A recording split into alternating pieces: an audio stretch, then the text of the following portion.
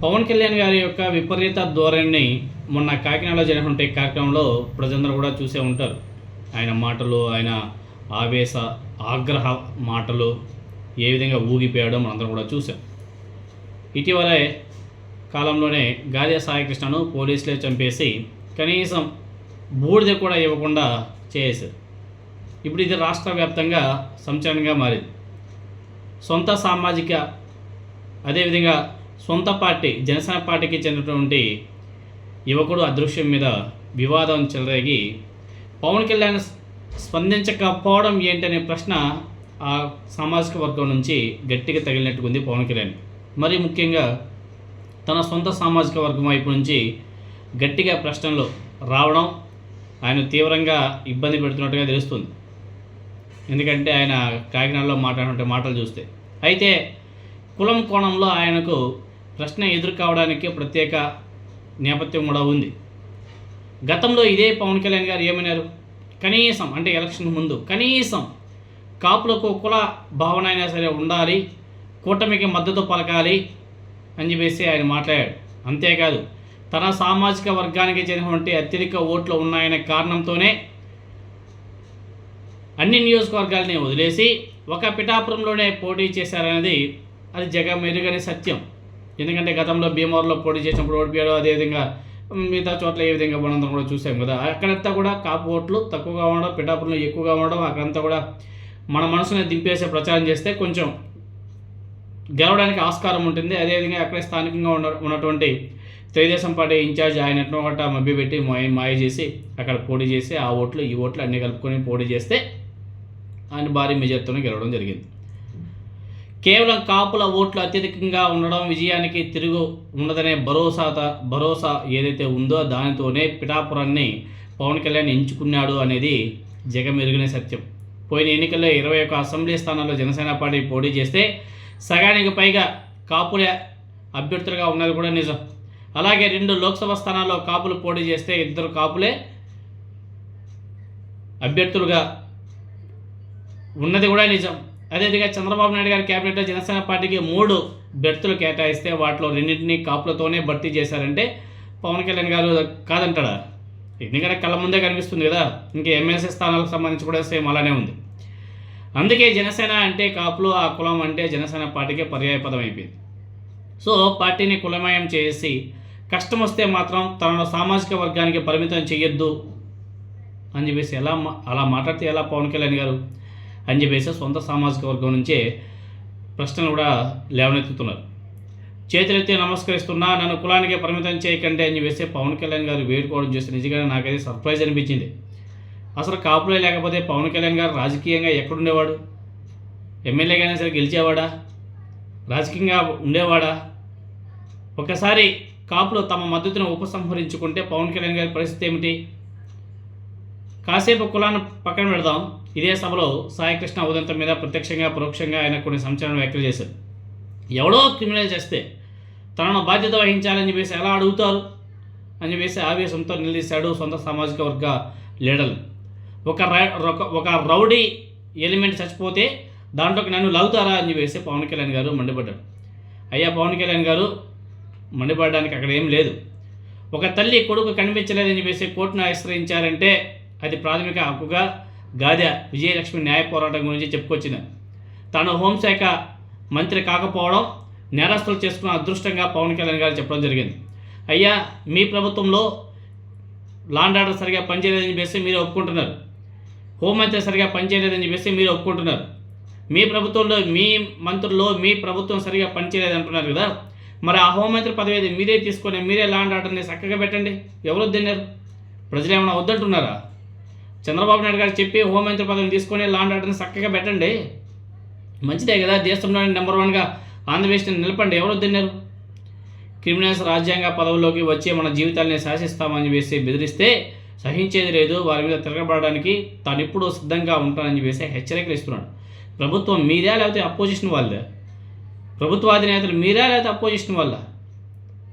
ప్రభుత్వంలో ఉండి కింద పైన అంతా కూడా మీరే ఉండి మీ చేతుల్లో అధికారం పెట్టుకొని మళ్ళీ మీరు ఇలా మాట్లాడడం వెనుక మొదలవేంటి పవన్ కళ్యాణ్ గారు? చెప్పండి. మీరు ప్రభుత్వంలో కీలక బాధ్యతలో ఉండాలనే సంగతి మీరు మర్చిపోతున్నట్టుగా ఉండరు. అధికారానికి దూరంగా ఉన్నోళ్ళు అలా చేయాలి ఇలా చేయాలి అని చెప్పేసి కోరుకుంటే ఒక అర్థం ఉంది, కానీ మీరు అలా మాట్లాడడానికి అధికారం అనేది నిజానికి అడ్డంకిగా మారాలి. అవేవి పాపం పవన్ కళ్యాణ్ గారికి తెలియనట్టుగా లేవు. ఒకవైపు క్రిమినల్స్ గురించి తీవ్ర హెచ్చరికలు చేస్తున్నటువంటి క్రమంలో తానే ఆ భాష మాట్లాడుతున్నా అని చెప్పేసి పవన్ కళ్యాణ్ గారు మర్చిపోతున్నాడు. ఆవేశపూరిత అనాలోచితగా హెచ్చరికలు, వార్నింగ్లు, కృష్ణలంక పోలీసుల చర్యల్ని సమర్థిస్తున్నట్టుగా కనిపిస్తుంది పవన్ కళ్యాణ్ గారు. ఇది ప్రజాస్వామ్యానికి చాలా అత్యంత ప్రమాదకరం. విజయవాడకు చెందినటువంటి సాయికృష్ణ నేరాలు ఘోరాల్ని నిరూపించి కఠిన చర్యలు పడేలా పోలీస్ వ్యవస్థ పనిచేసి అలా ముందుకు కానీ వెళ్ళుంటే సమాజం తప్పకుండా పోలీస్ వ్యవస్థని, ప్రభుత్వాలని అభినందించి ఉండేది. కానీ ఇక్కడ అలా జరగలేదు. పోలీసులు తమ పాత్రని వదిలేసి, తమ డ్యూటీలని వదిలేసి ఏకంగా ఆ కుర్రోడ్ని చంపి కనీసం శవం కూడా లేకుండా, బూడిద కూడా మిగల్చకుండా చేశారు. ఆ తల్లి విలిపిస్తుంది. ఇదే ప్రతి ఒక్కరి హృదయాన్ని కూడా కలిచివేస్తుంది. అట్లీస్ట్ చంపేసిన తర్వాత డెడ్ బాడీని పడేసినా పర్లేదు, లేకపోతే బూడిదైనా చున్నా వాళ్ళు ఏదో ఒక విధంగా చేసుకునేవాళ్ళు. ఏమీ లేకుండా చేస్తారు కదా. పోలీస్ వ్యవస్థ చేయాల్సినట్టు డ్యూటీ అది. రౌడీలు చేసే పనులు అవన్నీ కూడా. ఒక వ్యవస్థలో ఉండి, ఒక పోలీస్ వ్యవస్థలో ఇలాంటి నేరాలు ఘోరాలు జరిగితే దాన్ని పవన్ కళ్యాణ్ గారు సమర్థిస్తున్నారంటే రౌడీల కన్నా హీనంగా వ్యవహరిస్తుంది పోలీస్ శాఖ అని చెప్పేసి చాలా స్పష్టంగా అర్థమవుతుంది. క్రిమినల్సే కట్టడి చేసే క్రమంలో పోలీసులే హత్యలు చేసినా పర్వాలేదా పవన్ కళ్యాణ్ గారు? దాన్ని మీరు సమర్థిస్తున్నారా? అదే జరిగితే ప్రజల పరిస్థితి అత్యంత దారుణంగా ఉంటుంది. పవన్ కళ్యాణ్ కేవలం రాజకీయంగా తనను గిట్టని వైసీపీ కార్యకర్తలు, నాయకులను దృష్టిలో పెట్టుకొని అలా మాట్లాడినట్టుగా కనిపిస్తుంది.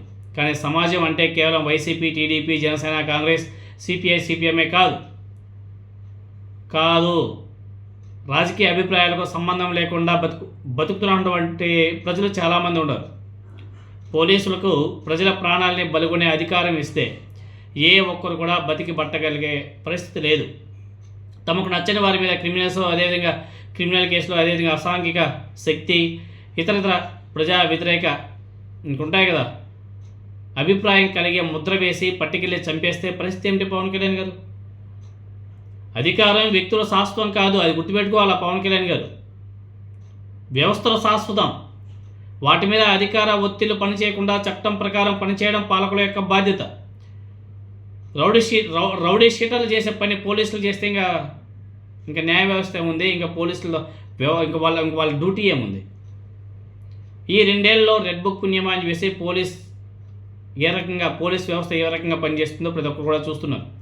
చివరికి పోలీస్ స్టేషన్లో జనసేన నేతల్ని పోలీసులు ఎదుటే చెత్తగొడుతున్నారు. ఇంతవరకు ఎలాంటి దారుణాన్ని చూడలేదు అని చెప్పేసి ఆ పార్టీ ఉమ్మడి గుంటూరు జిల్లా అధ్యక్షుడు గాదె వెంకటేశ్వరరావు గారు చాలాసార్లు ఆవేదన కూడా వ్యక్తం చేశారు. బహుశా పవన్ కళ్యాణ్ గారి దృష్టికి వెళ్ళలేదేమో. అధికారంలో ఉన్న వాళ్ళకో చట్టం చుట్టమైతే సామాన్యులు బతికే పరిస్థితి ఉండదు పవన్ కళ్యాణ్ గారు. మీరు గతంలో ఏమని చెప్పారు? అధికారంలో లేనప్పుడు, వైసీపీ అధికారంలో ఉన్నప్పుడు శ్రీకాళహస్తికి సంబంధించి ఒక జనసేన పార్టీ నాయకుడిని, స్థానికంగా ఉన్నటువంటి ఒక మహిళ సిఐ చెంపదెబ్బ కొడితే ఆనాడు పవన్ కళ్యాణ్ గారు ఊగిపోయి మా నాయకుడి మీద పోలీసులకు చేతులెత్తారా? పోలీసు వ్యవస్థ పని అది, కొట్టే డ్యూటీ ఎవరు ఇచ్చారు? పోలీస్ వ్యవస్థ చేసే పనే. నేను శ్రీకాళహస్తి, చిత్తూరు జిల్లాకి వెళ్తాను, దీన్ని తీవ్రంగా ఖండిస్తానని చెప్పేసి అక్కడ నుంచి కాళహస్తిలో వెళ్ళి ఒక మీటింగ్ పెట్టి అక్కడ పోలీస్ వ్యవస్థను తూర్పున పట్టాడు కదా. అంటే ఆనాడేమో పోలీసులు అలా చేస్తేమో తప్పు, ఈనాడు పోలీసులు అలా చేస్తే తప్పు అని చెప్పేసి మాట్లాడుతున్నాడు. ఆనాడు కలెక్టర్ ఏంది పవన్ కళ్యాణ్ గారు? ఆనాడు పోలీసులు తప్పు చేసిన వాడిని కొట్టారు, అది తప్పు అని చెప్పేసి మాట్లాడాడు. ఇదే పవన్ కళ్యాణ్ ఈరోజు పోలీసులు తప్పులు చేస్తుంటే సమర్థిస్తున్నాడు. సమర్థించడం ఎంతవరకు సమంజసం? అంటే సొంత సామాజిక వర్గానికి సంబంధించిన వ్యక్తి అని చెప్పి సమర్థిస్తున్నారా? పవన్ కళ్యాణ్ గారి సమర్థన ఎలా ఉందంటే పోలీస్ యంత్రాంగమే హత్యలో రౌడీయిజం చేస్తాయి, మిగిలిన వాళ్ళు ఎవరు కూడా ఉండడానికి వీల్లేదు అని చెప్పేసి పవన్ కళ్యాణ్ మాటల ఉద్దేశం. మేబీ అదే అయ్యొచ్చు. అదే కాకపోయినా ప్రజల్లోకి మాత్రం అలానే సంకేతాలు అయితే వెళ్తున్నాయి. గాదే సాయికృష్ణ రౌడీ అయితే ఏకంగా చంపేసి తల్లికి బూడిద కూడా ఇవ్వకపోవడం ఎలాంటి పాలనకు నిదర్శనమో ఒకసారి deputy chief minister Pavan Kalyan గారు సమాధానం చెప్పాలి.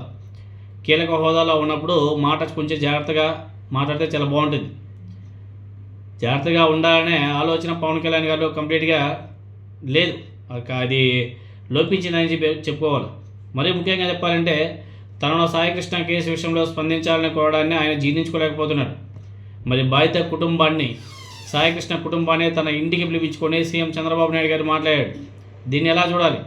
చంద్రబాబు నాయుడు గారికి లేని సమస్య పవన్ కళ్యాణ్కి ఏంటో ప్రజలకు సమాధానం చెప్పాలి. అదేవిధంగా మీ పార్టీకి సంబంధించినటువంటి ఆయన ఉదయ్ భాను గారు, సామినేని ఉదయ్ భాను గారు వెళ్ళి పరామర్శించాడు మీ పార్టీకి సంబంధించిన వాళ్ళు. మరి దాన్ని ఏమన్నారు? రాజకీయ పరిపాలన అనుభవం ఉన్న వాళ్ళు ఎవరైనా కూడా నోరు జారు. వారి మనసుల్ని చదివి ఎలా మాట్లాడాలో తెలుసుకుంటారు, అందుకు తగ్గట్లుగా వ్యవహరిస్తారు. పవన్ కళ్యాణ్ కీలక బాధ్యతల్లో ఉన్నారే తప్ప అందుకు తగ్గట్టు ఆయన ప్రవర్తన లేదన్న అభిప్రాయం అయితే రాష్ట్ర వ్యాప్తంగా వినబడుతుంది. ఎందుకంటే రౌడీల్ని శిక్షించడానికి న్యాయ వ్యవస్థ ఉంది, పోలీస్ వ్యవస్థ ఉంది. పోలీస్ వ్యవస్థ నేరస్తులను గుర్తించి వారిని కోర్టు ముందు దోషులుగా నిలబెట్టడం వరకే వాళ్ళ బాధ్యత. అలానే వ్యవహరించాలి. అలా కాకుండా వ్యవస్థను కంటికి రెప్పలా కాపాడాల్సినటువంటి వ్యవస్థే పోలీస్ వ్యవస్థే నేరం చేసి కోర్టు ముందు దోషిగా నిలబడితే పరిస్థితి ఎలా ఉంటుంది? నిలబడమే ఇప్పుడు అసలు సమస్య అని చెప్పేసి ప్రజలందరూ కూడా మాట్లాడుకుంటున్నారు.